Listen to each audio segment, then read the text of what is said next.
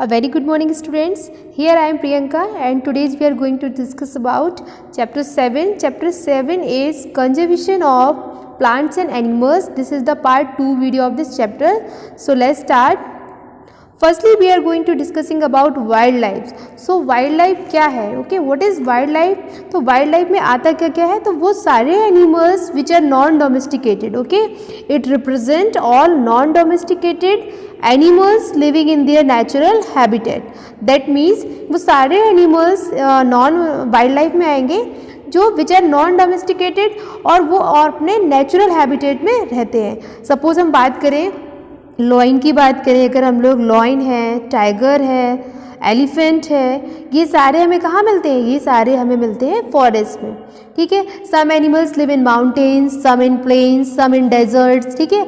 Some in rivers, lake, ocean. आप लोग देख पा रहे होंगे डायग्राम में, ये देख रहे हैं ना आप लोग. कुछ यहाँ पर जो आपके एक्वेटिक एनिमल्स हैं वो आपको वाटर में ही मिलेंगे, कुछ आपके वर्ड्स जो हैं वो फ्लाई कर रही. तो वाइल्ड लाइफ में ऐसे नेचुरल ऐसे आपके प्लांट्स एंड एनिमल्स हैं जो फ्रीली सर्वाइव कर पाए विदाउट ह्यूमन इंटरफेरेंस. ह्यूमन के विदाउट इंटरफेरेंस यानी ह्यूमन का यहाँ पर किसी भी प्रकार का इंटरफेयर ना हो और एनिमल्स अपनी लाइफ को अपने हैबिटेट में रहते हैं और वहाँ पर अपने आप को अपनी लाइफ को स्पेंड करते हैं. तो इस प्रकार को जो सिचुएशन है या इस प्रकार की जो प्रोसेस है उसको हम वाइल्ड लाइफ बोलेंगे. तो आई होप आप लोगों को क्लियर हो गया होगा कि वाइल्ड लाइफ किसको रिप्रेजेंट करेगा? नॉन डोमेस्टिकेटेड एनिमल्स को जो कि अपने नेचुरल हैबिटेट में रहते हैं. ओके.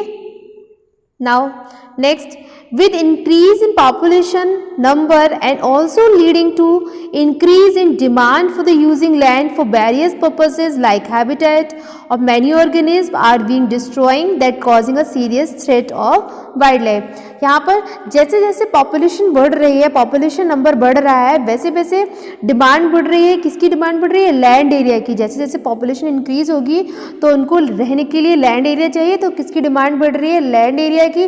तो लैंड एरिया का यूज़ वेरियस पर्पसेस के फॉर्म में करते हैं. रहने के लिए करते हैं, हैबिटेट ऑफ मैनी ऑर्गेनिज्म, और एग्रीकल्चर्स के लिए करते हैं, इंडस्ट्रीज़ के लिए करते हैं. ठीक है. तो वेरियस पर्पसेस के लिए लैंड एरिया का यूज़ हो रहा है. तो इससे हो क्या रहा है? जो आपके वाइल्ड लाइफ एनिमल्स हैं उनको थ्रेट फेस करना पड़ रहा है. ठीक है. क्योंकि उनके जो हैबिटेट है उनका वो धीमे धीमे क्या होने लग रहा है? ख़त्म होने लग रहा है. Okay. Now causes of depletion of wild life. Wild life depletion के बहुत सारे कॉजेज हैं, तो हम लोग वन बाय वन सारे कॉजेज को डिस्कस करेंगे. So first cause is habitat loss. Okay. First cause है यहाँ पर habitat loss. Okay. And second is climate change. ठीक है. तो वन बाय वन हम लोग सारे जितने भी हमारे डिप्लीशन के कॉजेज हैं वो सारे हम लोग स्टडी करेंगे. So firstly habitat loss. Habitat loss मतलब किस तरीके से है देख लेते हैं. Sometimes the causes of depletion of wild life is the loss of their habitat. कभी कभी कुछ एनिमल्स हैं या कुछ स्पीसीज हैं एनिमल्स की, वो एक्सटिंक्ट होने लगती हैं या वो उनको फेवरेबल कंडीशंस नहीं मिल पा रही है. किसकी वजह से? उनको प्रॉपर जो है हैबिटेट नहीं मिल पा रहा है. That is a place where they are live in develop. जहाँ पर वो रहती हैं, जहाँ पर उनका डेवलपमेंट हो रहा है, उनका जो प्लेस है वो उनसे छीन लिया जा रहा है. तो इसकी वजह से वाइल्ड लाइफ का डिप्लीशन हो रहा है. Second cause is climatic change. तो आप लोग देख पा रहे होंगे ये आपकी प्योर एंड क्लीन क्लाइमेट है. ठीक है. एंड ये जो आपकी है ये आपकी इम्प्योर क्लाइमेट है. ठीक है. तो as we know different kind of plants and animals, जैसा कि हम सभी जानते हैं डिफरेंट प्लांट्स और एनिमल्स जो हैं वो एक क्लाइमेट में रहते हैं. स्पेसिफिक हैबिटेट रिक्वायरमेंट, सभी को एक स्पेसिफिक हैबिटेट की रिक्वायरमेंट होती है. सपोज कुछ एक्वेटिक एनिमल्स हैं तो उनको वाटर की रिक्वायरमेंट होगी, कुछ टेरेस्ट्रियल एनिमल हैं तो उनको लैंड की रिक्वायरमेंट होगी, कुछ आपके एर्बोरियल एनिमल हैं तो उनको फ्लाई की रिक्वायरमेंट होगी यानी वो फ्लाई करते हैं. ठीक है. तो इस तरीके से डिफरेंट टाइप के एनिमल्स को डिफरेंट टाइप के हैबिटेट्स की रिक्वायरमेंट होती है. क्लाइमेटिक चेंज की वजह से actually cause of distress loss of wild life. Actually क्या है? जो क्लाइमेटिक चेंज हो रहा है, क्लाइमेटिक चेंज किसकी वजह से हो रहा है? कुछ पॉल्यूशन की वजह से हो रहा है, कुछ हार्मफुल गैसेस जो है एटमॉस्फेयर में ज़्यादा मात्रा में रिलीज हो रही हैं. तो इस तरीके से जो क्लाइमेट में सडन चेंज हो रहा है उसकी वजह से भी वाइल्ड लाइफ का लॉस हो रहा है. ठीक है. और प्रॉपर हैबिटेट ना मिल पाने के कारण and climatic change, suddenly climatic change होने के कारण. एग्जाम्पल से हम लोग समझ लेते हैं इसको. A slight drop of rise in the average rainfall will lead to the seasonal change that can harm hibernating mammals. देखिए जो कुछ मैमल्स आपको पता है हाइबरनेटिंग मैमल्स होती है, यहाँ पर आप देख पा रहे होंगे स्क्वेरल है, ठीक है। तो जो आपके हाइबरनेटिंग क्या होता है, हाइबरनेटिंग या हाइबरनेशन क्या होता है, हाइबरनेशन होता है long sleep of the animals. कुछ जो एनिमल्स हैं वो लॉन्ग स्लीप पर चले जाते हैं, लगभग 6 मंथ के लिए लॉन्ग स्लीप पर रहते हैं विंटर सीजन में, ठीक है। किस सीजन में ये लोग स्लीप पर जाते हैं, विंटर सीजन में, ठीक है। तो क्लाइमेट जब सडनली क्लाइमेट में चेंज होगा, ठीक है, तो सीजन्स में भी डिफरेंस आ जाएगा। तो ये जो एनिमल्स हैं आपके हाइबरनेटिंग एनिमल्स हैं, ये प्रॉपरली हाइबरनेशन में नहीं जा पाते हैं। तो ये भी एक रीज़न है वाइल्ड लाइफ के एक्सटिंक्ट होने का, या वाइल्ड लाइफ के डिस्ट्रॉय होने का या डिप्लीशन होने का। Okay, now pesticide and toxic chemical, बहुत ज़्यादा मात्रा में पेस्टिसाइड्स का और टॉक्सिक केमिकल्स का यूज़ भी हमारी वाइल्ड लाइफ को डिप्लीट कर रहा है धीमे धीमे। The use of pesticides of other chemicals can harm wild life as they are toxic. जो पेस्टिसाइड्स हैं और या जो केमिकल्स हैं हार्मफुल, इनका बहुत ज़्यादा मात्रा में यूज़ करने की वजह से जो वाइल्ड लाइफ जो है वो डिप्लीट हो रही है धीमे धीमे से, ठीक है, क्योंकि ये जो केमिकल्स हैं बहुत ज़्यादा हार्मफुल होते हैं। एग्जाम्पल से हम लोग इसको क्लियर कर लेते हैं। Example of the chemicals, petroleum by product, ठीक है, एंटी फ्रीज एटसेट्रा, ये सारे आपके हार्मफुल पेस्टिसाइड्स केमिकल्स हैं जिनका यूज़ करने से वाइल्ड लाइफ पर जो हार्मफुल इफेक्ट जा रहा है। Okay, next hunting and poaching. Hunting and poaching is the best reason कह सकते हैं, बहुत अच्छा रीज़न है ये किसके लिए, वाइल्ड लाइफ डिप्लीशन करने के लिए। इसलिए हंटिंग को पूरी तरीके से बैन कर देना चाहिए। हंटिंग एंड पोचिंग, पोचिंग क्या होता है, पोचिंग को हम लोग देख लेते हैं। Poaching is a illegal hunting of animal. Okay, poaching क्या है, इलीगल हंटिंग, ठीक है। जैसे किसी भी एनिमल की हंटिंग पर बैन है फिर भी उसको हंट किया जा रहा है, दैट्स कॉल्ड पोचिंग। ओके, तो हंटिंग और पोचिंग ये आपका बहुत बड़ा रीज़न है वाइल्ड लाइफ की डिप्लीशन के लिए। तो देख लेते हैं, unregulated hunting and poaching can harm wild life. जो यानी आपकी अनरेगुलेटेड हंटिंग हो रही है या पोचिंग हो रही है एनिमल्स की, तो इसकी वजह से धीमे धीमे क्या हो रहा है, वाइल्ड लाइफ का डिप्लीशन हो रहा है। हंटिंग पर बहुत सारे एनिमल्स की हंटिंग पर या पोचिंग पर बैन लगा हुआ है, उसके बाद भी लोग इस चीज़ को फॉलो नहीं कर रहे हैं और एनिमल्स को कंटिन्यूसली हंट करते जा रहे हैं। नेचुरल फिनोमिनाज भी बहुत बड़ा कॉज है आपके वाइल्ड लाइफ डिप्लीशन के लिए। जैसे आपका फ्लड हो गया, अचानक से जब फ्लड आ जाती है, क्योंकि ये नेचुरल डिजास्टर्स हैं, ठीक है, तो इससे वाइल्ड लाइफ को बहुत लॉस होता है। अर्थक्वेक आ जाना, ठीक है, अर्थक्वेक आ जाते हैं, इससे भी वाइल्ड लाइफ का बहुत ज़्यादा लॉस होता है। वॉल्केनोज का आना, ये सारे कॉज आपके नेचुरल फिनोमिनाज हैं, सारे नेचुरल फिनोमिनाज हैं। तो ये जब आते हैं तो इससे वाइल्ड लाइफ का, एनिमल्स का, प्लांट्स का बहुत ज़्यादा लॉस होता है। Next and last cause is pollution. Pollution भी एक बहुत बड़ा रीज़न है वाइल्ड लाइफ डिप्लीशन के लिए। तो pollutants release in the environment, जैसे भी बड़ी बड़ी फैक्ट्रीज होती हैं, देख पा रहे होंगे आप लोग डायग्राम में, तो उनसे क्या बहुत ज़्यादा स्मोक रिलीज होता है। तो जो स्मोक रिलीज होगा वो कहाँ मिक्स हो जाएगा, आपके इन्वायरमेंट में, ठीक है। एंड और injected by variety of the organism, जब ऑर्गेनिज्म इनहेल करता है तो उनकी बॉडी में वो अंदर पहुँच जाता है। तो इसकी वजह से हार्मफुल गैसेज जो होती हैं वो बॉडी में जाकर कंबाइंड कर लेती हैं ऑक्सीजन से। जैसे सपोज कार्बन मोनोऑक्साइड आपकी बॉडी में एंटर कर जाएगी तो ऑक्सीजन से बाइंड कर लेगी, ठीक है। तो यहाँ पर ये क्या बना लेगी, हार्मफुल सब्सटेंस बना लेगी, जो कि बहुत ज़्यादा मेजर कॉज है, डेथ का भी कॉज हो सकता है। ये आपका कार्बन मोनोऑक्साइड जब बॉडी में ज़्यादा मात्रा में पहुँच जाती है तो ह्यूमन की या एनिमल्स की डेथ भी हो जाती है, ठीक है। Next, conservation of wild life. Wild life को हम लोग कैसे कंजर्व करेंगे, how to conserve wild life. So it refers to prevention. अभी हम लोगों ने कॉज पढ़े, क्या क्या कारण है वाइल्ड लाइफ जो है हमारी वो डिप्लीशन के।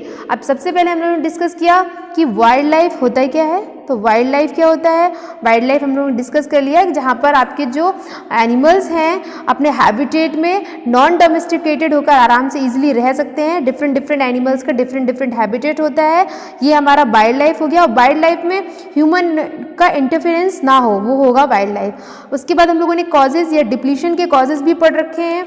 तो उसके बाद अब हम लोग फाइनली, अब जब डिप्लीशन भी हो रहा है तो उसको कंजर्व करना भी बहुत ज़रूरी है, अदरवाइज बहुत बड़े थ्रेट को हमें फेस करना पड़ेगा. So how to conserve wild life? So it refers to preservation, protection and restoration of wild life their natural environment. तो किस किस तरीके से हम लोग कंजर्व कर सकते हैं, प्रिजर्व कर सकते हैं, उसको प्रोटेक्ट कर सकते हैं वाइल्ड लाइफ को, रिस्टोर कर सकते हैं. तो देख लेते हैं किस तरीके से हम लोग ये सारी प्रोसेस करेंगे. So it includes following activities. ये सारी एक्टिविटीज़ को अगर हम प्रैक्टिस करेंगे तो हम लोग वाइल्ड लाइफ को कंजर्व कर सकते हैं easily. So the first practice is the inaction of wild life act. Second practice is species preservations and assemblies protection, and third practice is national park and sanctuaries. So one by one हम लोग सब deeply study करेंगे सारी practices को. So firstly the enaction of wildlife act. तो इसमें क्या होगा, इस प्रैक्टिस में हम लोग क्या डिस्कस करेंगे. It provide the protection of rare species. जो आपकी रेयर स्पीसीज है लाइक पाइथन है, एलिफेंट है, टाइग्रेस है, of wild life by the prohibiting of their hunting of various reasons. इनकी हंटिंग पर पूरी तरीके से बैन हो जाना चाहिए, रोक लगा देनी चाहिए इनकी हंटिंग पर. तो इस तरीके से जो रेयर स्पीसीज हैं इनको हम कंजर्व कर सकते हैं. Next, stabilizement of biosphere reserve. ठीक है, बायोस्फीयर रिजर्व को स्टेबलाइज करना है. It conserve biotic community of plant and animals. देख पा रहे हो आप लोग, बायोटिक कम्युनिटी में क्या होते हैं, आपके जो इकोसिस्टम है वो आपका किस में आएगा, बायोटिक कम्युनिटी में. यानी प्लांट और एनिमल्स इजीली यानी फ्रीली सर्वाइव कर पा रहे हैं क्योंकि ये दोनों एक दूसरे पर पूरी तरीके से डिपेंडेंट हैं. तो stabilize of biosphere reserve, biosphere reserve को स्टेबलाइज करना है, स्टेबलाइज करना चाहिए. इससे भी हम, ये भी एक आपका जो है इम्पोर्टेंट कंजर्वेशन है. अगर हम ये करेंगे तो इससे हम वाइल्ड लाइफ को प्रोटेक्ट कर सकते हैं, बायोस्फीयर को स्टेबलाइज करके. Okay, next, species preservation and assemblies protection.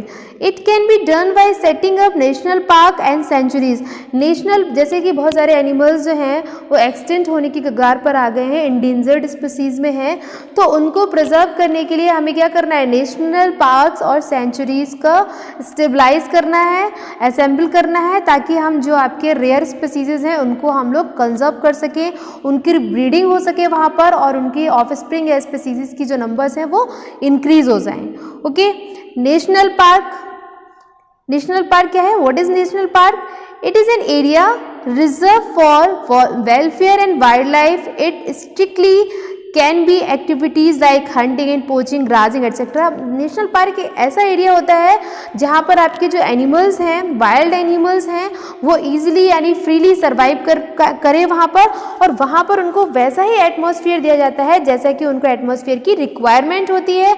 और यहाँ पर किसी भी प्रकार की हंटिंग, पोचिंग एंड ग्राजिंग पर बैन होता है. यहाँ पर ना ही हंटिंग पॉसिबल है, ना ही पोचिंग और ना ही grossing.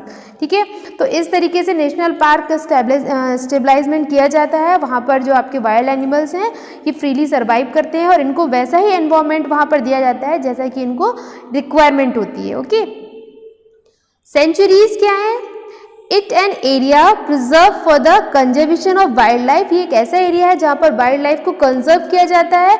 And operations like cutting timbers, यहाँ पर आप टिम्बर्स की कटिंग कर सकते हो, ट्रीज को कट कर सकते हो, collection of minor forest product etcetera, ये सारे काम आप कर सकते हो. फॉरेस्ट से जो प्रोडक्ट है उनको भी आप कलेक्ट कर सकते हो, टिम्बर की कटिंग भी कर सकते हो.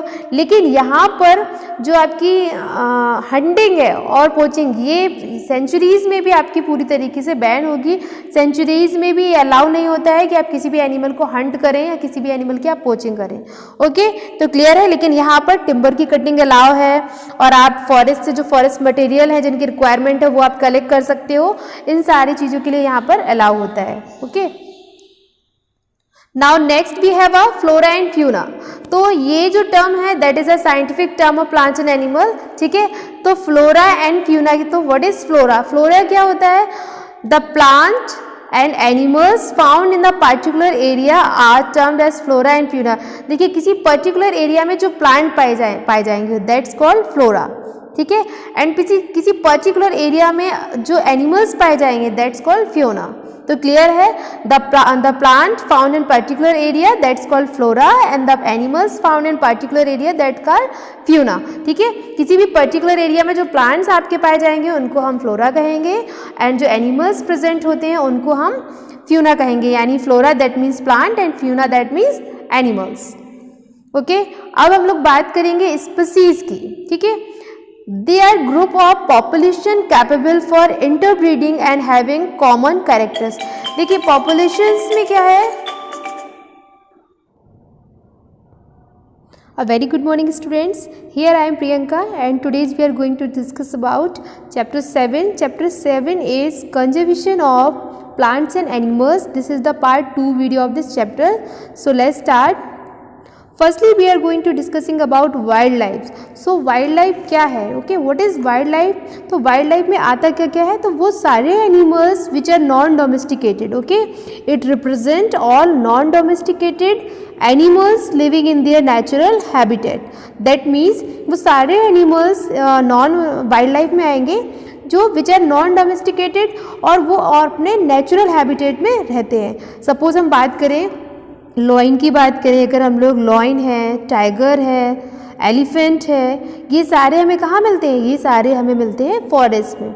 ठीक है, some animals live in mountains, some in plains, some in deserts, ठीक है, some in rivers, lake, ocean. आप लोग देख पा रहे होंगे डायग्राम में, ये देख रहे हैं ना आप लोग, कुछ यहाँ पर जो आपके एक्वेटिक एनिमल्स हैं वो आपको वाटर में ही मिलेंगे, कुछ आपके वर्ड्स जो हैं वो फ्लाई कर रही। तो वाइल्ड लाइफ में ऐसे नेचुरल ऐसे आपके प्लांट्स एंड एनिमल्स हैं जो फ्रीली सर्वाइव कर पाए विदाउट ह्यूमन इंटरफेरेंस। ह्यूमन के विदाउट इंटरफेरेंस यानी ह्यूमन का यहाँ पर किसी भी प्रकार का इंटरफेयर ना हो और एनिमल्स अपनी लाइफ को अपने हैबिटेट में रहते हैं और वहाँ पर अपने आप को अपनी लाइफ को स्पेंड करते हैं। तो इस प्रकार को जो सिचुएशन है या इस प्रकार की जो प्रोसेस है उसको हम वाइल्ड लाइफ बोलेंगे। तो आई होप आप लोगों को क्लियर हो गया होगा कि वाइल्ड लाइफ किसको रिप्रेजेंट करेगा, नॉन डोमेस्टिकेटेड एनिमल्स को जो कि अपने नेचुरल हैबिटेट में रहते हैं। Okay, now next, with increase in population number and also leading to increase in demand for the using land for various purposes like habitat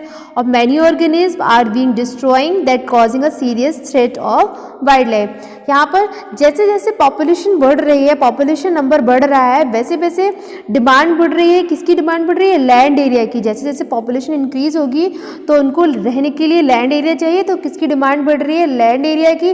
तो लैंड एरिया का use various purposes के form में करते हैं, रहने के लिए करते हैं, हैबिटेट ऑफ मैनी ऑर्गेनिज्म, और एग्रीकल्चर्स के लिए करते हैं, इंडस्ट्रीज़ के लिए करते हैं। ठीक है, तो वेरियस पर्पसेस के लिए लैंड एरिया का यूज़ हो रहा है। तो इससे हो क्या रहा है, जो आपके वाइल्ड लाइफ एनिमल्स हैं उनको थ्रेट फेस करना पड़ रहा है। ठीक है, क्योंकि उनके जो हैबिटेट है उनका वो धीमे धीमे क्या होने लग रहा है, ख़त्म होने लग रहा है। Okay, now causes of depletion of wild life. Wild life depletion के बहुत सारे कॉजेज हैं, तो हम लोग वन बाय वन सारे कॉजेज को डिस्कस करेंगे।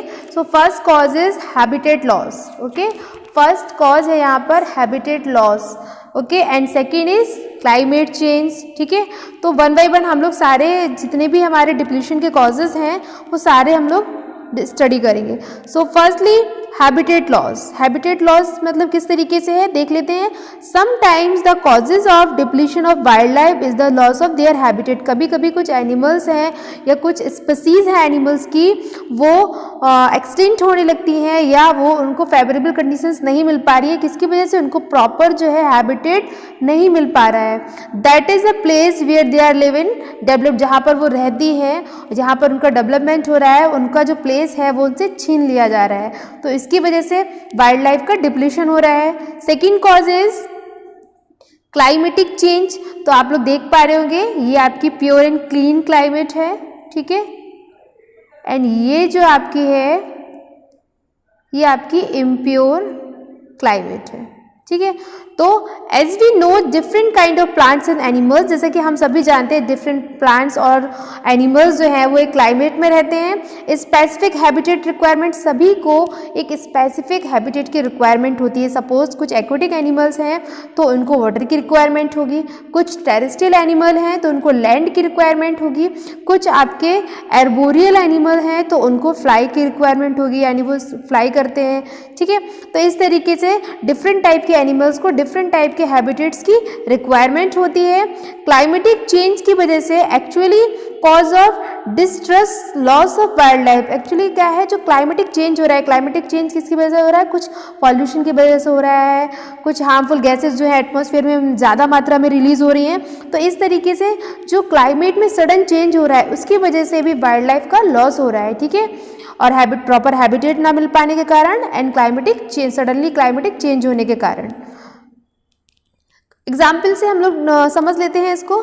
A slight drop of rise in the average rainfall will lead to the seasonal change that can harm hibernating mammals। देखिए जो कुछ मैमल्स आपको पता है हाइबरनेटिंग मैमल्स होते हैं, यहाँ पर आप देख पा रहे होंगे स्क्वेरल है, ठीक है। तो जो आपके हाइबरनेटिंग क्या होता है, हाइबरनेटिंग या हाइबरनेशन क्या होता है, हाइबरनेशन होता है long sleep of the animals. कुछ जो एनिमल्स हैं वो लॉन्ग स्लीप पर चले जाते हैं, लगभग 6 मंथ के लिए लॉन्ग स्लीप पर रहते हैं विंटर सीजन में, ठीक है। किस सीजन में ये लोग स्लीप पर जाते हैं, विंटर सीजन में, ठीक है। तो क्लाइमेट जब सडनली क्लाइमेट में चेंज होगा, ठीक है, तो सीजन्स में भी डिफरेंस आ जाएगा। तो ये जो एनिमल्स हैं आपके हाइबरनेटिंग एनिमल्स हैं, ये प्रॉपरली हाइबरनेशन में नहीं जा पाते हैं। तो ये भी एक रीज़न है वाइल्ड लाइफ के एक्सटिंक्ट होने का, या वाइल्ड लाइफ के डिस्ट्रॉय होने का या डिप्लीशन होने का। Okay, now pesticide and toxic chemical, बहुत ज़्यादा मात्रा में पेस्टिसाइड्स का और टॉक्सिक केमिकल्स का यूज़ भी हमारी वाइल्ड लाइफ को डिप्लीट कर रहा है धीमे धीमे। The use of pesticides of other chemicals can harm wild life as they are toxic. जो पेस्टिसाइड्स हैं और या जो केमिकल्स हैं हार्मफुल, इनका बहुत ज़्यादा मात्रा में यूज़ करने की वजह से जो वाइल्ड लाइफ जो है वो डिप्लीट हो रही है धीमे धीमे से, ठीक है, क्योंकि ये जो केमिकल्स हैं बहुत ज़्यादा हार्मफुल होते हैं। एग्जाम्पल से हम लोग इसको क्लियर कर लेते हैं। Example of the chemicals, petroleum by product, ठीक है, एंटीफ्रीज एटसेट्रा, ये सारे आपके हार्मफुल पेस्टिसाइड्स केमिकल्स हैं जिनका यूज़ करने से वाइल्ड लाइफ पर जो हार्मफुल इफेक्ट जा रहा है। Okay, next hunting and poaching. Hunting and poaching is the best reason कह सकते हैं, बहुत अच्छा रीज़न है ये, किसके लिए, वाइल्ड लाइफ डिप्लीशन करने के लिए। इसलिए हंटिंग को पूरी तरीके से बैन कर देना चाहिए। हंटिंग एंड पोचिंग, पोचिंग क्या होता है, पोचिंग को हम लोग देख लेते हैं। Poaching is a illegal hunting of animal. Okay, poaching क्या है, इलीगल हंटिंग, ठीक है। जैसे किसी भी एनिमल की हंटिंग पर बैन है फिर भी उसको हंट किया जा रहा है, दैट्स कॉल्ड पोचिंग। ओके, तो हंटिंग और पोचिंग ये आपका बहुत बड़ा रीज़न है वाइल्ड लाइफ की डिप्लीशन के लिए। तो देख लेते हैं, unregulated hunting and poaching can harm wild life. जो यानी आपकी अनरेगुलेटेड हंटिंग हो रही है या पोचिंग हो रही है एनिमल्स की, तो इसकी वजह से धीमे धीमे क्या हो रहा है, वाइल्ड लाइफ का डिप्लीशन हो रहा है। हंटिंग पर बहुत सारे एनिमल्स की हंटिंग पर या पोचिंग पर बैन लगा हुआ है, उसके बाद भी लोग इस चीज़ को फॉलो नहीं कर रहे हैं और एनिमल्स को कंटिन्यूसली हंट करते जा रहे हैं। नेचुरल फिनोमिनाज भी बहुत बड़ा कॉज है आपके वाइल्ड लाइफ डिप्लीशन के लिए। जैसे आपका फ्लड हो गया, अचानक से जब फ्लड आ जाती है, क्योंकि ये नेचुरल डिजास्टर्स हैं, ठीक है, तो इससे वाइल्ड लाइफ को बहुत लॉस होता है। अर्थक्वेक आ जाना, ठीक है, अर्थक्वेक आ जाते हैं, इससे भी वाइल्ड लाइफ का बहुत ज़्यादा लॉस होता है। वॉल्केनोज का आना, ये सारे कॉज आपके नेचुरल फिनोमिनाज हैं, सारे नेचुरल फिनोमिनाज हैं। तो ये जब आते हैं तो इससे वाइल्ड लाइफ का, एनिमल्स का, प्लांट्स का बहुत ज़्यादा लॉस होता है। Next and last cause is pollution. Pollution भी एक बहुत बड़ा रीज़न है वाइल्ड लाइफ डिप्लीशन के लिए। तो pollutants release in the environment, जैसे भी बड़ी बड़ी फैक्ट्रीज होती हैं, देख पा रहे होंगे आप लोग डायग्राम में, तो उनसे क्या बहुत ज़्यादा स्मोक रिलीज होता है। तो जो स्मोक रिलीज होगा वो कहाँ मिक्स हो जाएगा, आपके एनवायरनमेंट में, ठीक है। एंड और injected by variety of the organism, जब ऑर्गेनिज्म इनहेल करता है तो उनकी बॉडी में वो अंदर पहुँच जाता है, तो इसकी वजह से हार्मफुल गैसेज जो होती हैं वो बॉडी में जाकर कंबाइंड कर लेती लेती हैं ऑक्सीजन से। जैसे सपोज कार्बन मोनोऑक्साइड आपकी बॉडी में एंटर कर जाएगी तो ऑक्सीजन से बाइंड कर लेगी, ठीक है। तो यहाँ पर ये क्या बना लेगी, हार्मफुल सब्सटेंस बना लेगी, जो कि बहुत ज़्यादा मेजर कॉज है, डेथ का भी कॉज हो सकता है। ये आपका कार्बन मोनोऑक्साइड जब बॉडी में ज़्यादा मात्रा में पहुँच जाती है तो ह्यूमन की या एनिमल्स की डेथ भी हो जाती है, ठीक है। Next, conservation of wild life. Wild life को हम लोग कैसे कंजर्व करेंगे, how to conserve wild life. So it refers to prevention. अभी हम लोगों ने कॉज पढ़े, क्या क्या कारण है वाइल्ड लाइफ जो है हमारी वो डिप्लीशन के। अब सबसे पहले हम लोगों ने डिस्कस किया कि वाइल्ड लाइफ होता क्या है। तो वाइल्ड लाइफ क्या होता है, वाइल्ड लाइफ हम लोगों ने डिस्कस कर लिया, जहाँ पर आपके जो एनिमल्स हैं अपने हैबिटेट में नॉन डोमेस्टिकेटेड होकर आराम से इजीली रह सकते हैं। डिफरेंट एनिमल्स का डिफरेंट हैबिटेट होता है, ये हमारा वाइल्ड लाइफ हो गया। और वाइल्ड लाइफ में ह्यूमन का इंटरफेरेंस ना हो, वो होगा वाइल्ड लाइफ। उसके बाद हम लोगों ने कॉजेज या डिप्लीशन के कॉजेज भी पढ़ रखे हैं। तो उसके बाद अब हम लोग फाइनली, अब जब डिप्लीशन भी हो रहा है तो उसको कंजर्व करना भी बहुत ज़रूरी है, अदरवाइज बहुत बड़े थ्रेट को हमें फेस करना पड़ेगा। So how to conserve wild life, so it refers to preservation, protection and restoration of wild life their natural environment. तो किस किस तरीके से हम लोग कंजर्व कर सकते हैं, प्रिजर्व कर सकते हैं, उसको प्रोटेक्ट कर सकते हैं, वाइल्ड लाइफ को रिस्टोर कर सकते हैं। देख लेते हैं किस तरीके से हम लोग ये सारी प्रोसेस करेंगे।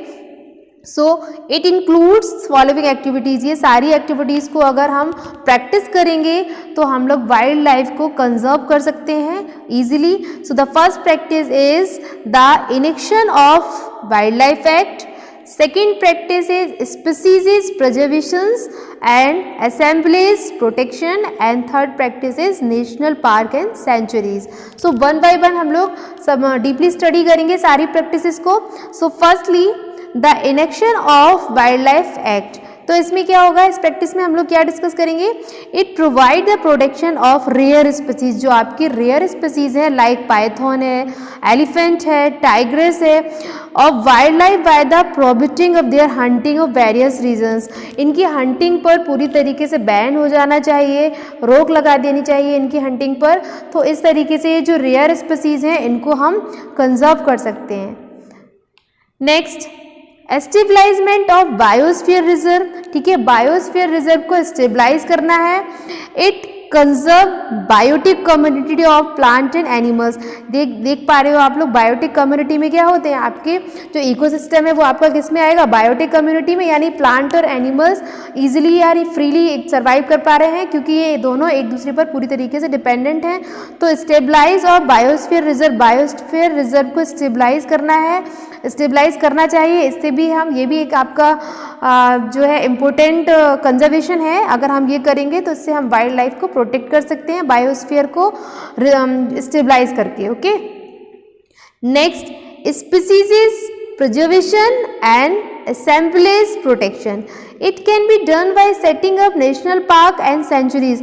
नेशनल, जैसे कि बहुत सारे एनिमल्स जो हैं वो एक्सटेंट होने की कगार पर आ गए हैं, इंडेंजर्ड स्पीसीज में हैं, तो उनको प्रिजर्व करने के लिए हमें क्या करना है, नेशनल पार्क्स और सेंचुरीज का स्टेबलाइज करना है, असेंबल करना है, ताकि हम जो आपके रेयर स्पीसीज हैं उनको हम लोग कंजर्व कर सकें, उनकी ब्रीडिंग हो सके वहाँ पर और उनकी ऑफस्प्रिंग या स्पीसीज की जो नंबर्स हैं वो इंक्रीज हो जाएं।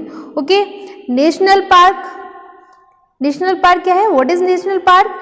It is an area reserve for welfare and wildlife. It strictly can be activities like hunting and poaching, grazing etcetera. National park एक ऐसा एरिया होता है जहाँ पर आपके जो एनिमल्स हैं, वाइल्ड एनिमल्स हैं, वो ईजिली यानी फ्रीली सर्वाइव करें वहाँ पर, और वहाँ पर उनको वैसा ही एटमॉस्फेयर दिया जाता है जैसा कि उनको एटमॉस्फेयर की रिक्वायरमेंट होती है.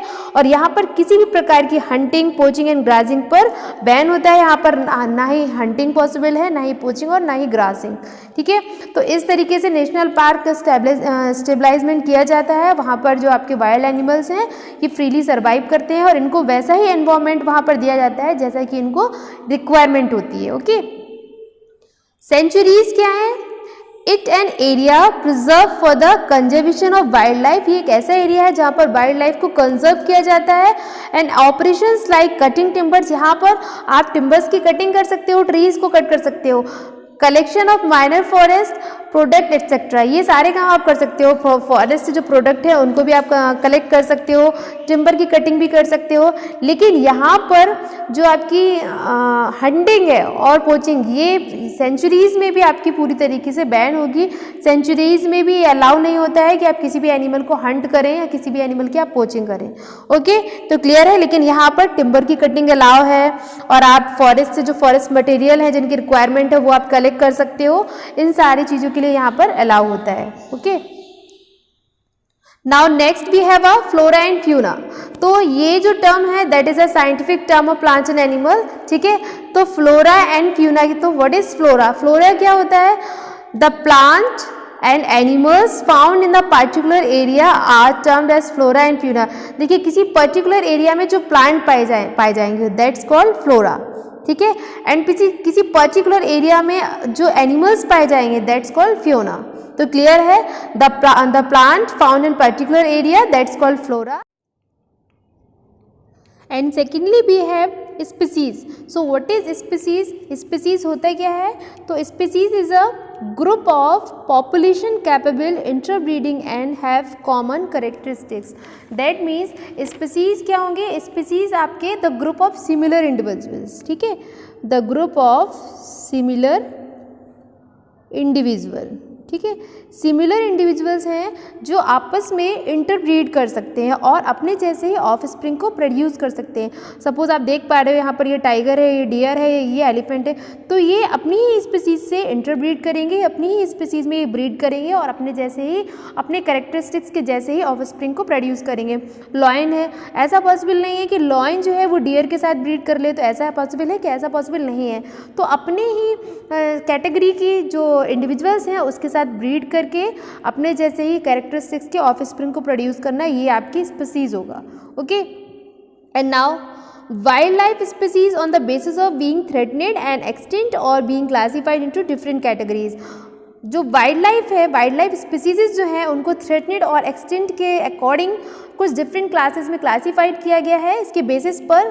तो देख लेते हैं कौन कौन सी classes. The first class is endemic species, vulnerable species, third is endangered species, okay, and fourth is extinct.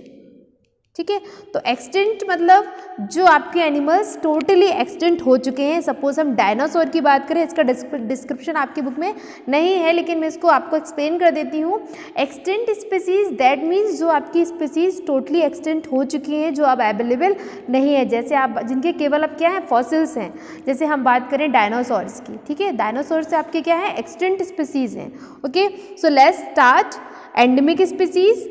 So endemic species क्या है? What is endemic species? Endemic species are those species of plants and animals which are found in exclusively in particular area. Plant और animal के ऐसी species जो किसी particular area में present होते हैं उनको हम बोलेंगे एंडेमिक स्पीसीज। तो क्लियर हो गया आई होप आप लोगों को कि जो एंडेमिक स्पीसीज होती है ऐसे प्लांट और एनिमल्स की ऐसी स्पीसीज है जो किसी पर्टिकुलर एरिया में ही पाई जाएंगी, तो वो होंगी हमारी एंडेमिक स्पीसीज। ओके, जैसे यहाँ पर हम बात करें वाइल्ड मैंगो ट्रीज, ये आपके कहाँ पाए जाएंगे? वाइल्ड मैंगो ट्रीज ये आपके कहाँ पाए जाते हैं? तो ये आपके पाए जाते हैं बायोस्फीयर रिजर्व में। कहाँ पर? किस बायोस्फीयर रिजर्व में? पचमढ़ी।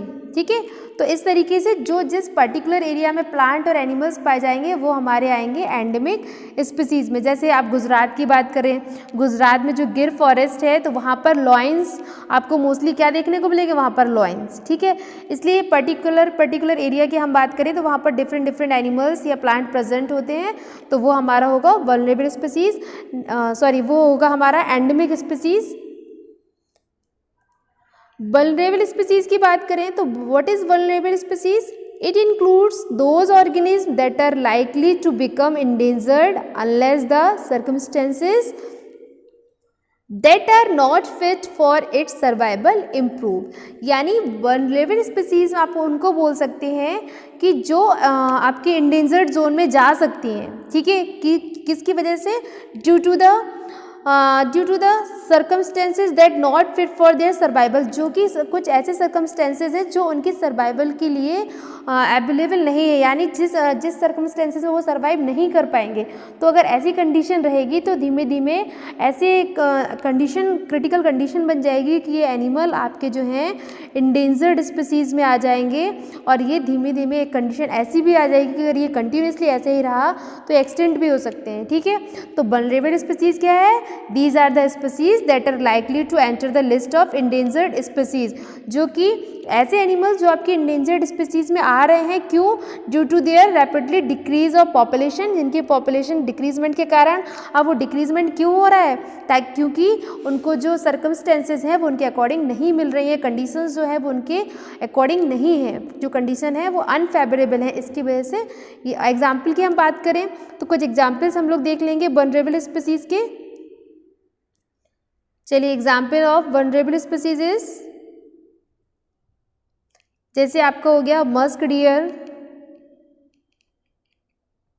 ठीक है, ब्लैक डक, ये सारे आपके एनिमल्स किस में आ रहे हैं? वल्नरेबल स्पीसीज में। Okay, now next we have a endangered species. So what is endangered species? It includes all those organisms that are risk of becoming extinct. ऐसे animals जो extinct, जो मतलब जिनके existence में बहुत रिस्क है इस समय, जो सर्वाइव नहीं कर पा रहे हैं, मतलब उनको उनकी फेवरेबल कंडीशंस ही नहीं मिल रही हैं, तो अगर ऐसा नहीं होगा तो वो एक्सटिंक्ट हो जाएंगे। तो endangered आपकी स्पीसीज क्या है? These are the species that are on verge of extinction, ठीक है, as they are decrease in number due to the killing of reproduction of habitat, ठीक है। Some examples of endangered species are, जैसे आपको कुछ examples की हम बात करें तो हमारा है एशियन लॉयन, टाइगर, ठीक है, राइनोसोरस,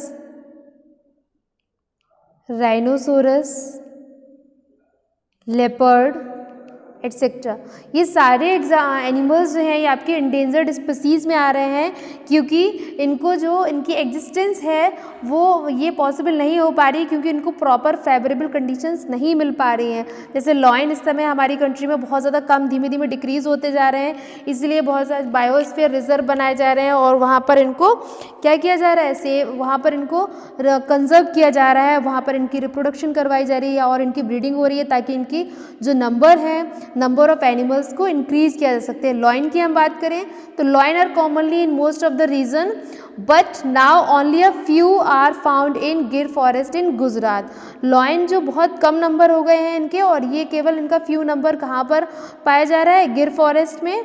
गिर फॉरेस्ट जो कि आपका कहाँ पर है? गुजरात में। ओके, टाइगर की हम बात करें तो टाइगर्स आर मोर देन 40,000, ठीक है, इन नंबर ऑफ अर्ली 1930। कितने थे 1930s में? लगभग आपके 40,000। और नाउ वी हैव ओनली 2,000। इस समय केवल टाइगर का जो नंबर है वो कितना है? 2,000 नाउ, ठीक है। इस समय टाइगर की नंबर कितनी है? इस समय जो टोटल टाइगर प्रेजेंट हैं वो केवल है 2000। राइनोसोरस की बात करें तो one horn rhinoceros were commonly found in the north east part of India, but only few of them left now in Assam and Jalalpur. ठीक है, बहुत ही कम मात्रा में जो वन हॉर्न राइनोसोरस हैं, जो एक सींग वाला राइनो होता है, तो ये कहाँ पर आपके पाए जाते हैं? असम एंड जलालपुरा, और वहाँ पर इनका नंबर भी क्या है? बहुत कम। तो ये सारे आपके एनिमल्स इंडेंजर्ड स्पीसीज़ में हैं, जो कि एक्सटिंक्ट होने के बिल्कुल बॉर्डर पर ही हैं। अगर इनको कंजर्व नहीं किया गया तो बहुत ही जल्दी आपको ऐसा देखने को मिलेगा कि एनिमल्स एक्सटिंक्ट हो चुके हैं। फिर ये आपके एनिमल एक्सटिंक्ट स्पीसीज़ में आ जाएंगे, जिसमें अभी मैंने आपको बताया एक्सटिंक्ट स्पीसीज़ क्या होती है, जो एनिमल्स एक्सटिंक्ट हो चुके हैं। ठीक है, एक्सटिंक्ट स्पीसीज़ क्या होंगे? The term extinction applied to the these species which that have completely disappeared. Extinct species क्या होंगे? जो एनिमल्स जो हैं कंप्लीटली क्या हो चुके हैं? डिसअपीयर्ड। ठीक है, जो अब हमें देखने को नहीं मिलेंगे, अब हमें केवल इनके फॉसिल फ्यूल्स ही देखने को मिल सकते हैं। ठीक है, जैसे आप राइनोसोरस से फेमिलियर हैं सभी लोग। ठीक है, सॉरी, जैसे आप डायनासोर की बात कर रही हूँ, सॉरी डायनासोर की हम बात करें तो डायनासोर जो है ये आपके एक्सटेंट स्पीसीज़ हैं। डायनासोर हो गया, माउंटेन क्वेल हो गया, पिंक हेडेड डक हो गई, ये सारे आपके एनिमल्स जो हैं एक्सटेंट एनिमल हैं। सिक्किम स्टैग, ठीक है, डोडो वर्ड है ना, ये सारे आपके एक्सटेंट एनिमल्स हो गए हैं। तो आपने कुछ कैटेगरीज पढ़ ली हैं, ठीक है। एंडेंजर्ड स्पीसीज़ पढ़ा हम लोगों ने, वल्नरेबल स्पीसीज़ पढ़ा, और endemic species and extent species. Okay, now ये सब जो स्पीसीज़ हैं ये इस तरीके से जो एक्सटेंट हो रहे हैं, ये क्यों हो रहे हैं, या फिर कुछ एंडेंजर्ड कैटेगरी में है तो क्यों है, कुछ वल्नरेबल है तो क्यों, तो इसका क्या रीज़न है। So it can be due to, ये क्यों हो रहा है, इस वजह से हो रहा है changing environment, suddenly environment change हो रहा है। प्रिडेशन पैरामीटर, कुछ एनिमल्स क्या हैं जिनके प्रेडेटर्स जो हैं वो ज़्यादा हो गए हैं, यानी प्रेडेटर दैट मीन्स जो एनिमल को हंट करके जो एनिमल्स को खाते हैं, ठीक है, तो उनकी नंबर ज़्यादा हो गई है। और जब एनिमल्स को खाने वालों की नंबर ज़्यादा हो जाएगी तो जो एनिमल है उनकी नंबर क्या हो जाएगी, कम। तो इनके जो एनिमल्स के प्रेडेटर्स ज़्यादा हो गए हैं। They are already few in number, पहले से ही कुछ एनिमल्स ऐसे हैं जिनका पहले से ही नंबर कम था और उसके बाद उनको फेवरेबल कंडीशन नहीं मिल पा रही है तो वो सर्वाइव नहीं कर पा रहे हैं। तो ये सारे रीजंस हैं जिसकी वजह से एनिमल्स को जो डिफरेंट स्पीसीज़ में क्लासीफाइड किया गया है। क्रिटिकली इंडेंजर्ड स्पीसीज़, तो critically endangered species it includes those organism whose number left is very few and it is likely to decrease more, ठीक है। कुछ एनिमल्स ऐसे हैं जो क्रिटिकली डेंजर्ड स्पीसीज़ में आ गए हैं इस समय, जिनका नंबर बहुत कम हो गया है। It include the organism which highest risk category, जिनका मतलब सर्वाइवल बहुत रिस्की है इस समय, और अगर ऐसा ही रहा तो ये एंडेंजर्ड स्पीसीज़ से कन्वर्ट हो जाएंगे किसमें, एक्सटेंट स्पीसीज़ में। Okay, now red data book हम लोग स्टडी करेंगे। अब रेड डाटा बुक क्या है, तो red data book is a source book, ये ऐसी बुक है which keep in record all the endangered animal, सारे इंडेंजर्ड एनिमल का रिकॉर्ड आपको किस बुक में मिलेगा, रेड डाटा बुक में। जो जो एनिमल आपके इंडेंजर्ड जोन में जा रहे हैं उन सभी एनिमल्स का रिकॉर्ड आपको मिलेगा रेड डाटा बुक में। एंड द प्लांट्स का भी, these are different red data book for plant and animals in other species, different type की स्पीसीज़ के प्लांट और एनिमल्स का डेटा आपको, इंडेंजर्ड स्पीसीज़ का, इंडेंजर्ड प्लांट्स का डेटा आपको मिलेगा रेड डाटा बुक में। Next and last topic of this video that is migration. So migration क्या होता है, migration is movement of animals one place to another place. अगर हम यहाँ पर एग्जाम्पल की बात करें तो red note bird is a example of migratory bird. तो किस प्रकार का माइग्रेशन है इसमें देख लेते हैं। It's occur due to sudden climatic change, sudden climatic change की वजह से ये माइग्रेशन शो करती है। To find food more livable conditions, food को सर्च करने के लिए भी वन प्लेस से अनदर प्लेस माइग्रेशन शो करती है।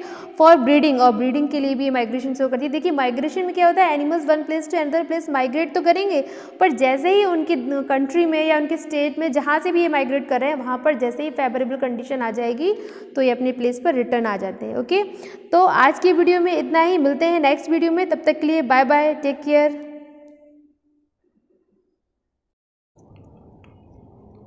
And secondly we have species. So what is species, species होता क्या है, तो species is a group of population capable interbreeding and have common characteristics.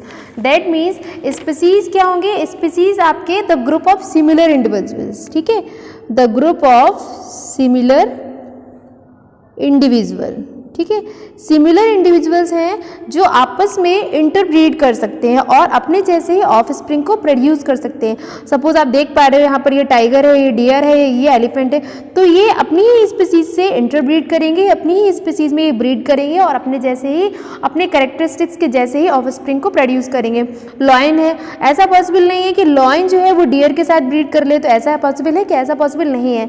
तो अपने ही कैटेगरी की जो इंडिविजुअल्स हैं उसके साथ ब्रीड करके अपने जैसे ही कैरेक्टरिस्टिक्स के ऑफ स्प्रिंग को प्रोड्यूस करना, ये आपकी स्पीसीज होगा। Okay, and now wildlife species on the basis of being threatened and extinct और being classified into different categories. जो वाइल्ड लाइफ है, वाइल्ड लाइफ स्पीसीज जो है उनको थ्रेटनेड और एक्सटिंक्ट के अकॉर्डिंग कुछ डिफरेंट क्लासेस में क्लासिफाइड किया गया है इसके बेसिस पर। तो देख लेते हैं कौन कौन सी classes. The first class is endemic species, vulnerable species, third is endangered species, okay, and fourth is extinct. ठीक है, तो एक्सटिंक्ट मतलब जो आपके एनिमल्स टोटली एक्सटिंक्ट हो चुके हैं। सपोज हम डायनासोर की बात करें, इसका डिस्क्रिप्शन आपकी बुक में नहीं है, लेकिन मैं इसको आपको एक्सप्लेन कर देती हूँ। एक्सटिंक्ट स्पीसीज दैट मीन्स जो आपकी स्पीसीज टोटली एक्सटिंक्ट हो चुकी हैं, जो अब अवेलेबल नहीं है, जैसे आप जिनके केवल अब क्या है फॉसिल्स हैं। जैसे हम बात करें डायनासोर्स की, ठीक है, डायनासोर से आपके क्या है एक्सटिंक्ट स्पीसीज हैं। Okay, so let's start endemic species. So endemic species क्या है? What is endemic species? Endemic species are those species of plants and animals which are found in exclusively in particular area. Plant और animal के ऐसे species जो किसी particular area में present होते हैं उनको हम बोलेंगे एंडेमिक स्पीसीज। तो क्लियर हो गया आई होप आप लोगों को कि जो एंडेमिक स्पीसीज होती है ऐसे प्लांट और एनिमल्स की ऐसी स्पीसीज है जो किसी पर्टिकुलर एरिया में ही पाई जाएंगी, तो वो होंगी हमारी एंडेमिक स्पीसीज। ओके, जैसे यहाँ पर हम बात करें वाइल्ड मैंगो ट्रीज, ये आपके कहाँ पाए जाएंगे? वाइल्ड मैंगो ट्रीज ये आपके कहाँ पाए जाते हैं? तो ये आपके पाए जाते हैं बायोस्फीयर रिजर्व में। कहाँ पर, किस बायोस्फीयर रिजर्व में? पचमढ़ी। ठीक है, तो इस तरीके से जो जिस पर्टिकुलर एरिया में प्लांट और एनिमल्स पाए जाएंगे वो हमारे आएंगे एंडेमिक स्पीसीज में। जैसे आप गुजरात की बात करें, गुजरात में जो गिर फॉरेस्ट है तो वहाँ पर लॉयंस आपको मोस्टली क्या देखने को मिलेगा? वहाँ पर लॉयंस। ठीक है, इसलिए पर्टिकुलर एरिया की हम बात करें तो वहाँ पर डिफरेंट एनिमल्स या प्लांट प्रेजेंट होते हैं, तो वो हमारा होगा वल्नरेबल स्पीसीज, वो होगा हमारा एंडेमिक स्पीसीज। वल्नरेबल स्पीसीज की बात करें तो what is vulnerable species? It includes those organism that are likely to become endangered unless the circumstances that are not fit for its survival improve. यानी vulnerable species आप उनको बोल सकते हैं कि जो आपके इंडेंजर्ड जोन में जा सकती हैं। ठीक है, कि किसकी वजह से? Due to the circumstances that not fit for their survival, जो कि कुछ ऐसे सर्कमस्टेंसेज हैं जो उनकी सर्वाइवल के लिए अवेलेबल नहीं है, यानी जिस सर्कमस्टेंसेज में वो सर्वाइव नहीं कर पाएंगे।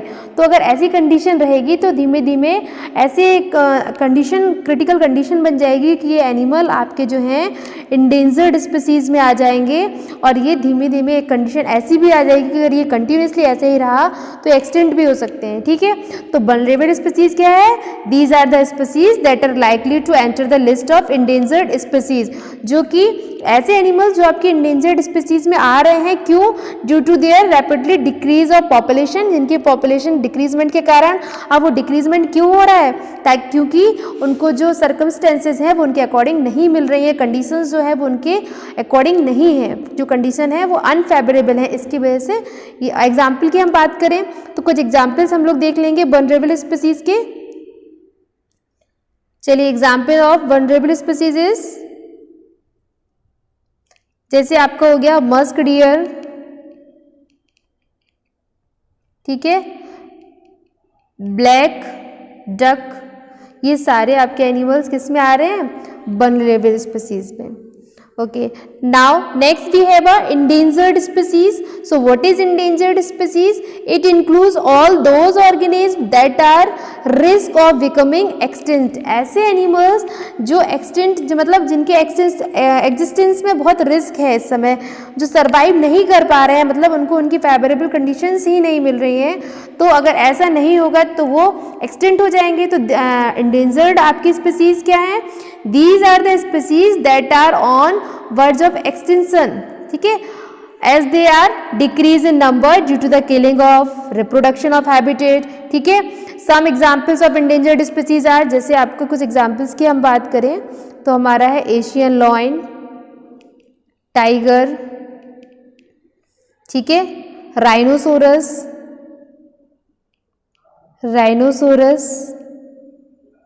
Leopard, etcetera. ये सारे एनिमल्स जो हैं ये आपके इंडेंजर्ड स्पीसीज़ में आ रहे हैं क्योंकि इनको जो इनकी एग्जिस्टेंस है वो ये पॉसिबल नहीं हो पा रही क्योंकि इनको प्रॉपर फेवरेबल कंडीशंस नहीं मिल पा रही हैं। जैसे लॉयन इस समय हमारी कंट्री में बहुत ज़्यादा कम धीमे धीमे डिक्रीज़ होते जा रहे हैं, इसलिए बहुत सारे बायोस्फीयर रिजर्व बनाए जा रहे हैं और वहाँ पर इनको क्या किया जा रहा है, वहाँ पर इनको कंजर्व किया जा रहा है, वहाँ पर इनकी रिप्रोडक्शन करवाई जा रही है और इनकी ब्रीडिंग हो रही है ताकि इनकी जो नंबर ऑफ एनिमल्स को इंक्रीज किया जा सकते हैं। लॉयन की हम बात करें तो lion are commonly in most of the region but now only a few are found in Gir forest in Gujarat. Lion जो बहुत कम नंबर हो गए हैं इनके और ये केवल इनका फ्यू नंबर कहाँ पर पाया जा रहा है, गिर फॉरेस्ट में। गिर फॉरेस्ट जो कि आपका कहाँ पर है, गुजरात में। ओके, टाइगर की हम बात करें तो टाइगर्स आर मोर देन 40,000, ठीक है, इन नंबर ऑफ अर्ली 1930। कितने थे 1930s में, लगभग आपके 40,000 और नाउ वी हैव ओनली 2,000। इस समय केवल टाइगर का जो नंबर है वो कितना है, 2,000 नाउ, ठीक है। इस समय टाइगर की नंबर कितनी है, इस समय जो टोटल टाइगर प्रेजेंट हैं वो केवल है 2000। राइनोसोरस की बात करें तो one horn rhinoceros were commonly found in the north east part of India but only few of them left now in Assam and Jalalpur. ठीक है, बहुत ही कम मात्रा में जो वन हॉर्न राइनोसोरस हैं, जो एक सींग वाला राइनो होता है, तो ये कहाँ पर आपके पाए जाते हैं, असम एंड जलालपुरा, और वहाँ पर इनका नंबर भी क्या है, बहुत कम। तो ये सारे आपके एनिमल्स इंडेंजर्ड स्पीसीज में हैं जो कि एक्सटिंक्ट होने के बिल्कुल बॉर्डर पर ही हैं। अगर इनको कंजर्व नहीं किया गया तो बहुत ही जल्दी आपको ऐसा देखने को मिलेगा कि एनिमल्स एक्सटिंक्ट हो चुके हैं। फिर ये आपके एनिमल एक्सटिंक्ट स्पीसीज में आ जाएंगे, जिसमें अभी मैंने आपको बताया एक्सटिंक्ट स्पीसीज क्या होती है, जो एनिमल्स एक्सटिंक्ट हो चुके हैं। ठीक है, एक्सटिंक्ट स्पीसीज क्या होंगे, the term extinction applied to the these species which that have completely disappeared. Extinct species क्या होंगे, जो एनिमल्स जो हैं कंप्लीटली क्या हो चुके हैं, डिसअपीयर्ड।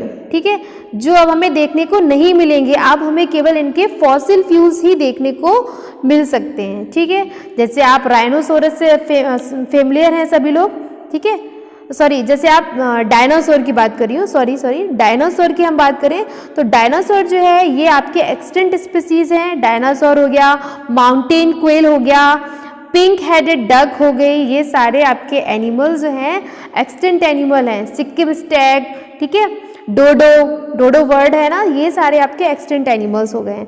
तो आपने कुछ कैटेगरीज पढ़ ली हैं, ठीक है, एंडेंजर्ड स्पीसीज पढ़ा हम लोगों ने, वल्नरेबल स्पीसीज पढ़ा, और endemic species and extinct species. Okay, now ये सब जो स्पीसीज हैं ये इस तरीके से जो एक्सटिंक्ट हो रहे हैं, ये क्यों हो रहे हैं, या फिर कुछ एंडेंजर्ड कैटेगरी में है तो क्यों है, कुछ वल्नरेबल है तो क्यों, तो इसका क्या रीज़न है। So it can be due to, ये क्यों हो रहा है, इस वजह से हो रहा है changing environment, suddenly environment change हो रहा है। प्रेडेशन पैरामीटर, कुछ एनिमल्स क्या हैं जिनके प्रेडेटर्स जो हैं वो ज़्यादा हो गए, यानी प्रेडेटर दैट मीन्स जो एनिमल को हंट करके जो एनिमल्स को खाते हैं, ठीक है, तो उनकी नंबर ज़्यादा हो गई है, और जब एनिमल्स को खाने वालों की नंबर ज़्यादा हो जाएगी तो जो एनिमल है उनकी नंबर क्या हो जाएगी, कम। तो इनके जो एनिमल्स के प्रेडेटर्स ज़्यादा हो गए हैं, they are already few number, पहले से ही कुछ एनिमल्स ऐसे हैं जिनका पहले से ही नंबर कम था और उसके बाद उनको फेवरेबल कंडीशन नहीं मिल पा रही है तो वो सर्वाइव नहीं कर पा रहे हैं। तो ये सारे रीजंस हैं जिसकी वजह से एनिमल्स को जो डिफरेंट स्पीसीज में क्लासिफाइड किया गया है। क्रिटिकली इंडेंजर्ड स्पीसीज, तो critically endangered species it includes those organism whose number left is very few and it is likely to decrease more. ठीक है, कुछ एनिमल्स ऐसे हैं जो क्रिटिकली डेंजर्ड स्पीसीज में आ गए हैं इस समय, जिनका नंबर बहुत कम हो गया है। It include the organism which highest risk category, जिनका मतलब सर्वाइवल बहुत रिस्की है इस समय, और अगर ऐसा ही रहा तो ये इंडेंजर्ड स्पीसीज से कन्वर्ट हो जाएंगे किसमें, एक्सटिंक्ट स्पीसीज में।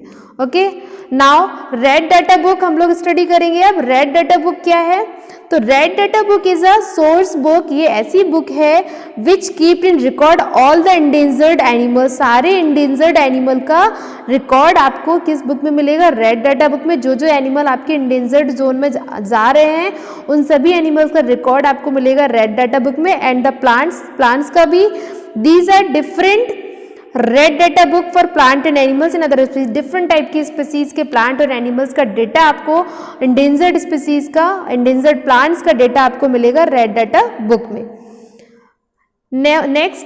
Next and last topic of this video that is migration. So migration क्या होता है? Migration is movement of animals one place to another place. अगर हम यहाँ पर एग्जाम्पल की बात करें तो red note bird is a example of migratory bird. तो किस प्रकार का माइग्रेशन है इसमें देख लेते हैं।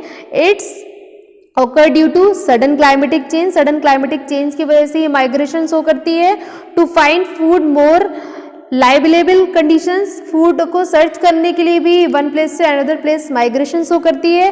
फॉर ब्रीडिंग, और ब्रीडिंग के लिए भी माइग्रेशन शो करती है। देखिए माइग्रेशन में क्या होता है, animals one place to another place migrate तो करेंगे, पर जैसे ही उनकी कंट्री में या उनके स्टेट में जहाँ से भी ये माइग्रेट कर रहे हैं वहाँ पर जैसे ही फेवरेबल कंडीशन आ जाएगी तो ये अपने प्लेस पर रिटर्न आ जाते हैं। ओके, तो आज की वीडियो में इतना ही, मिलते हैं नेक्स्ट वीडियो में, तब तक के लिए बाय बाय, टेक केयर।